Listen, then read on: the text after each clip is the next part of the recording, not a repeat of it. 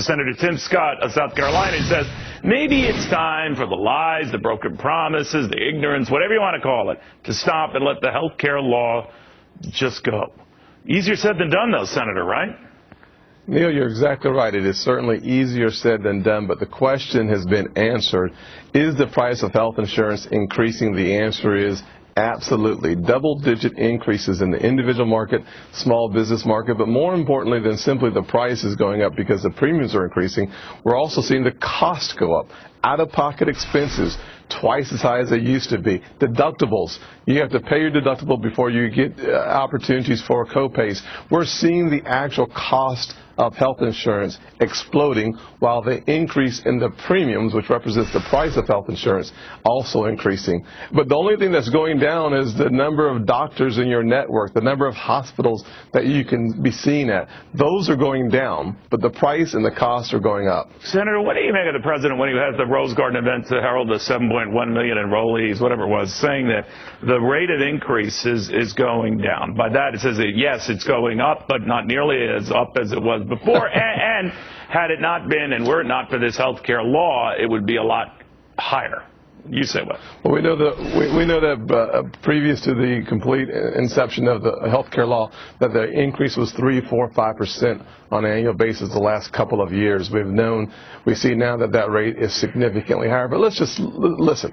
What we've seen happen with the 7.1 million who signed up, or the 5.6 million, whatever number you believe, I'm not quite sure how they're figuring these numbers out. What we do know is that according to a Forbes article, March 15th, 15 of the people who were being insured through the exchange did not have insurance before they were provided insurance through the exchange. In other words, 85% are just simply transferring.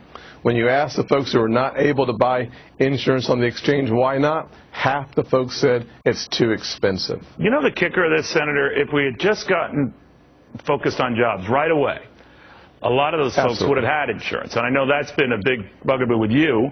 It remains a big concern with you. So is it too late to do that now?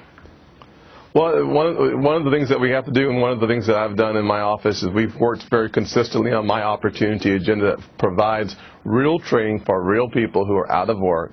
Here's an opportunity with 4 million vacancies in the country. We could put more than a third of the folks back to work if they had the right skills for the right job in their marketplace, in their states. If we could have that happen, we would see more people at work. I think we could get that done. The Skills Act that passed the House, that I sponsored in the Senate, would do just that. We could see millions of people back at work. Well, how is that different from the president? There. I'm sorry, Senator, real quickly, he wants to get grants going for colleges to teach kids basic skills. How is that plan different than what you're proposing?